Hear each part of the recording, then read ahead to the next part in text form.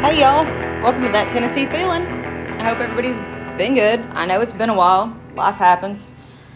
A lot. Sometimes a lot more than we want it to. So yeah, I'm back. I apologize for a really, really long hiatus. But yeah, so here we go again. I hope everybody's been good. Thanks to anybody who's still listening to this. Hopefully somebody still wants to listen to this. I still have the TikTok, Instagram, and Facebook. I know that some people are still following the TikTok, and I appreciate y'all greatly. Been seeing me doing things around Tennessee and them recipes. If you're still on the Facebook pages and group, thanks for all the likes and love on that one too. I'm still going to try to do monthly episodes. Maybe eventually we'll work our way back up to bi-weekly. But let's see what happens. So today we're going to talk about something that is kind of dear to my heart. And that is going to be, we're going to talk about Sweetwater, Tennessee, y'all.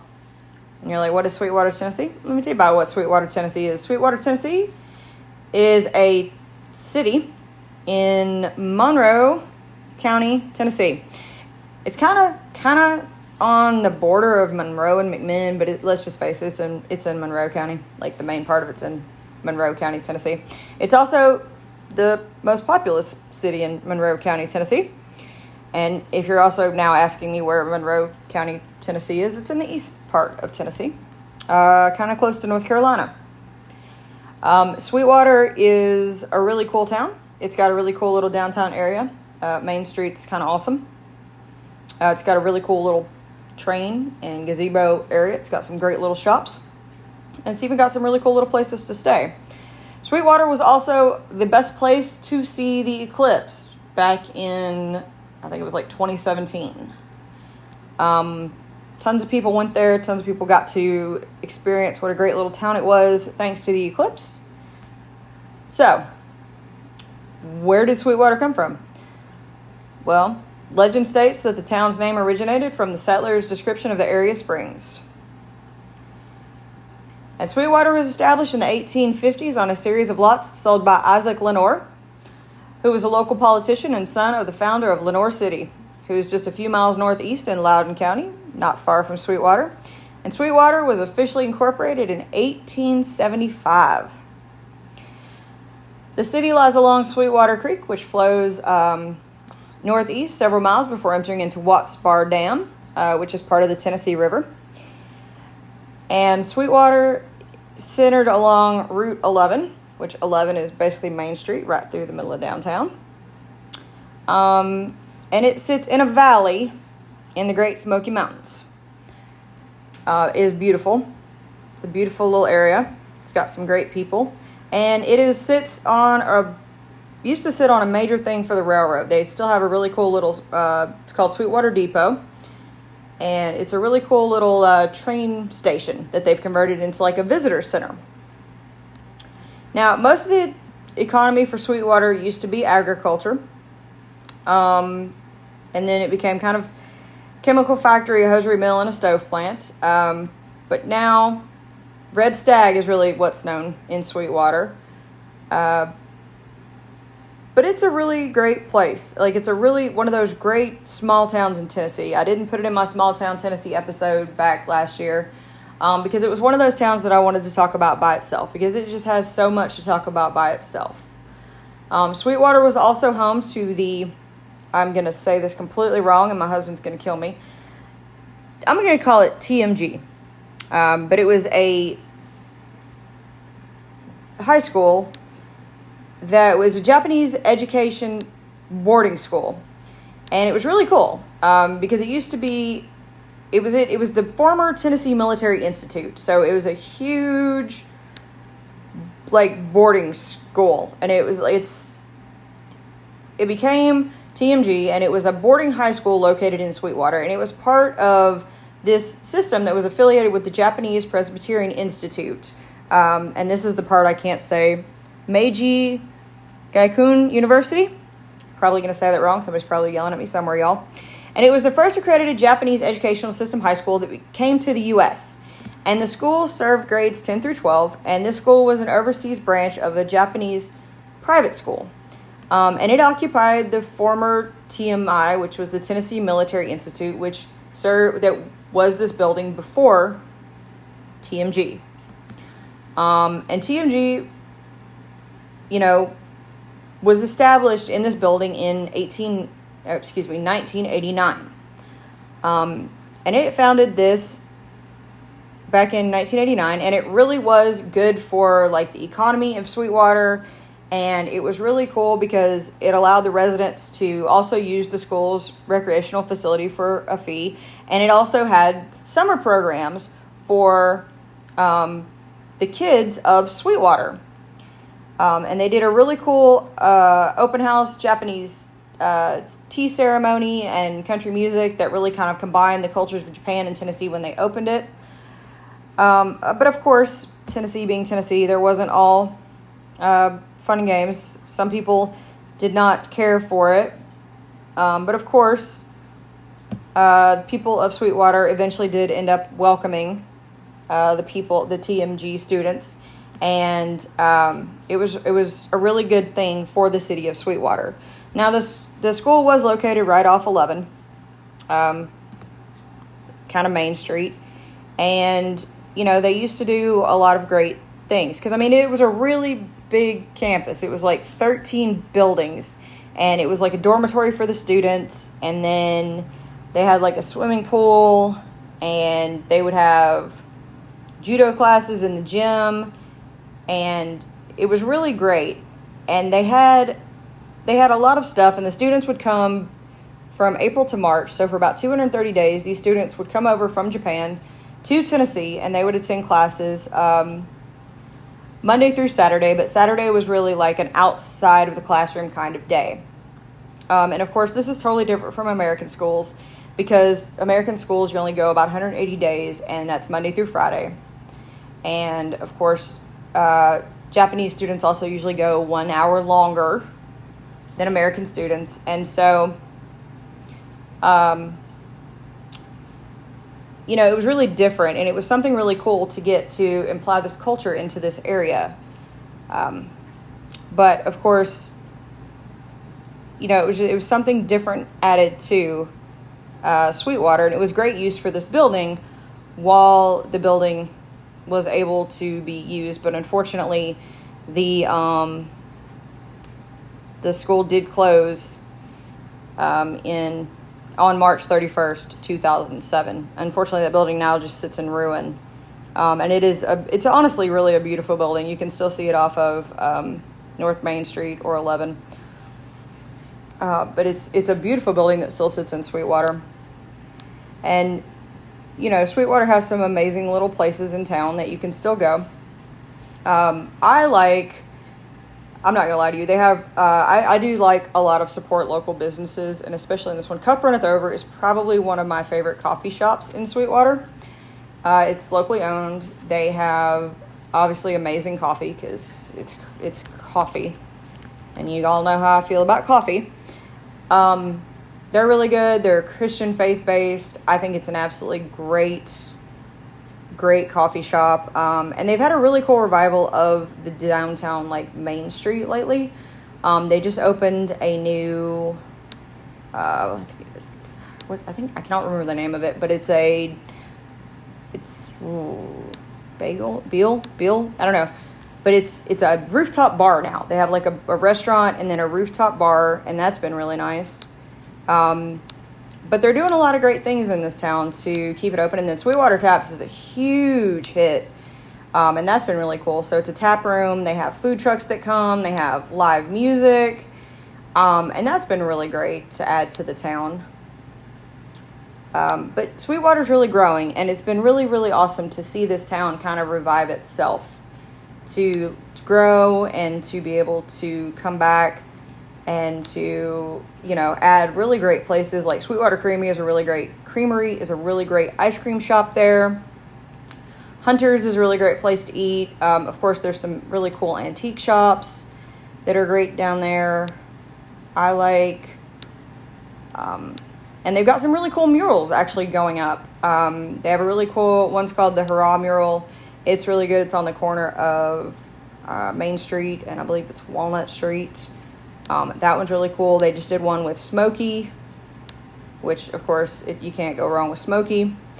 It's the Lazy Beagle Grill and Pub, and that's been a really great addition to the downtown area, where they have the rooftop eatery, or rooftop part open, and then the actual grill and pub. That's been really nice. Of course, they have the gazebo area where they do like the Halloween stuff and the festivals, and what is it, Blooms and Barbecue, where they do like the barbecue, and there's flowers everywhere all over downtown. That's really cool to walk through. They just recently did do a gay parade through the town, and it's really interesting to see Sweetwater grow from what it used to be years ago into what it's becoming now. They've added a lot of great places. Steamers is actually another really cool place to eat. It's like open every now and then. Well, not every now and then, but it's got really limited hours. But it's been really cool. Another good place they opened is Carpool Garage Services, which is a bar. And it's really interesting to see bars come into Sweetwater, especially since there was only one for so long and it wasn't really a place you visited. But what is Sweetwater really known for? And most people don't even realize that this is in Sweetwater, and that is actually the Lost Sea. So if you've ever heard of the Lost Sea, the Lost Sea is actually mostly in Sweetwater. And the Lost Sea itself is a really cool place. It's actually in the Craighead Caverns, and that's an extensive cave system that technically is between Sweetwater and Madisonville, Tennessee. And it contains the world's second largest non-subglacial underground lake, the Lost Sea.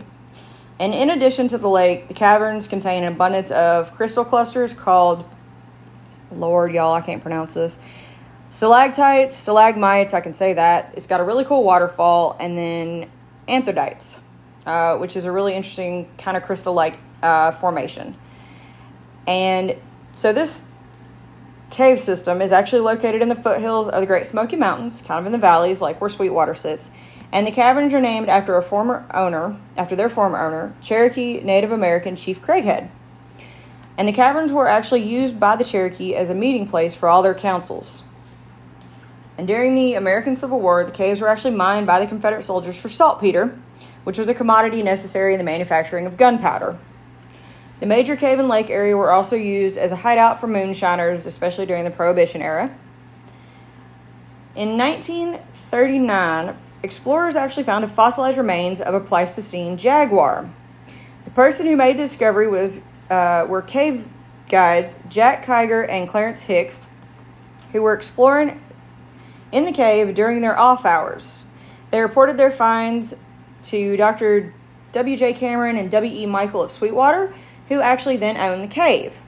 The owners actually submitted the bones to the American Museum of Natural History in New York. They were identified as a very large jaguar and elk fawn. So I suppose this jaguar had gotten prey and somehow died. I don't know. A paleontologist then visited the Craighead Caverns in May of 1940. During his visit, he then recovered additional jaguar bones, made cast of several jaguar footprints in the cave. And so that's actually one of the best known, those are actually some of the best known remains found was in this cavern where the Lost Sea sits. Not to be weirder, but a mushroom farm was actually opened in the cave from 1939 to 1940, because why not? The mushroom beds were located in the big room a few hundred feet northeast of where the historic entrance is. In 1947, a wooden dance floor was actually built in the same area of a cave, and it became known as the Cavern Tavern. And the Craighead Caverns were actually added to the National Park Service as a national landmark in 1974. Now, where does the Lost Sea come in? Well, the lake was actually discovered in 1905 by a 13-year-old boy named Ben Sands. He was said to often play in the cave, and when he happened upon a small opening, he crawled through it. The room was so large he was unable to see the ends of the space with his lantern. He threw a ball of mud in directions and heard splashes. So he ran home and told people of the discovery, and they didn't believe him because it's a kid and kids tell tall tales. By the time Ben convinced his father to go back down with him to explore, the water level had risen and hidden the cave entrance from them. It was rediscovered several years later by local explorers. That poor boy, when they finally found it, that kid is probably looking at his dad years later going, "Told ya." Poor child. The visible surface of the lake actually measures 800 feet long and 220 feet wide at a normal full capacity. Cave divers have actually been in the lake and explored several rooms that are completely filled with water, and they still have not reached the end of the cave. And that was done in 1970s. I don't know if there's been an updated expedition. For many years, though, the Lost Sea was considered the world's largest underground lake. It is the largest in the U.S. It is recognized as the world's second largest after the Dragon's Breath Cave in Namibia. You actually can go visit the Lost Sea. The Lost Sea is actually a really cool place to visit in Sweetwater.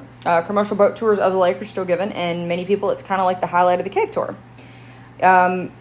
You can go visit the Lost Sea. It's actually a really interesting tour. I will say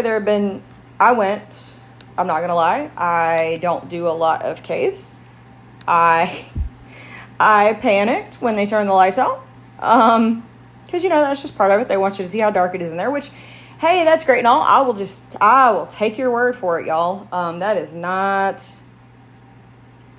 something I'm a fan of, mostly. But, it's part of the tour. But yeah, you can visit the Lost Sea. You go in, though, and you go down a tunnel, and then you go on a tour of the Lost Sea, and you go through the caverns, and you get to see some really cool cave formations, and you actually get to take a boat ride, into or over the Lost Sea. You can see different things, like there's a date on the cave wall of 1863. That was kind of cool to see. And it's a 3/4 mile round trip loop around pathways, and they're very steep at times and kind of slippery at some points.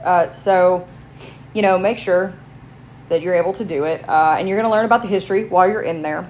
And it is really cool to see, because you're going to see some really cool formations and the waterfall and the crystal anthodites, which I'm probably still not saying that again. And then when because you walk down a tunnel, so you're going to have to come back up that tunnel. Just be aware of that. It takes about an hour, but it does sit about 60 degrees in there, y'all. It got kind of cold. Just be aware of that. And they do have some special events and some other things that they do in the Lost Sea. So, just be aware of that. And they will take you on other tours so that, you can crawl into the crooks and things that, make you panic and think you're claustrophobic. I don't do that, but, y'all can do that if that's your thing. But it is a really, really cool place to go. It is a really interesting thing, and it is really cool for, Sweetwater. Let's see. So the Lost Sea is open different times depending on the time of year. It always opens at 9 a.m. Just be aware of the closing times. It is always closed on Thanksgiving and Christmas, guys. So be aware of that. It does cost about $30. But it's it's worth it. It's worth it if you really like if you really like caves. If that's your thing, you should definitely go see this. It's kind of cool. It's a really great part of Tennessee that you don't get to see a lot of. I mean, we all know Tennessee has caves. We sit on limestone, but it's whole different when you actually get to go underground and you get to look at something like the Lost Sea, or get to go on an underground lake. I mean, we all go on the lakes and the rivers and above ground and the muddy water and whatever, but this is really, really pretty, really pretty water underneath in the Lost Sea. It's definitely worth doing. It's a really cool day trip. Sweetwater has some really great places around there also outside of just Sweetwater. If you're looking for something to do for a weekend, it's not that far from Knoxville. It's about 45 minutes. It's a little bit further from Gatlinburg. But they do have places to stay in Sweetwater. There are a couple different places to stay, even downtown off of Main Street that are up and coming, that are really kind of cool. Like I said, there's a couple bars, really great places to eat.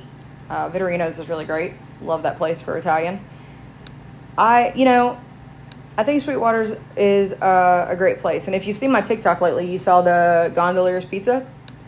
You cannot go wrong with Gondolier Pizza. I'm just going to tell y'all right now. Like, you cannot. Like, that is the best pizza ever. I love it. I just love it.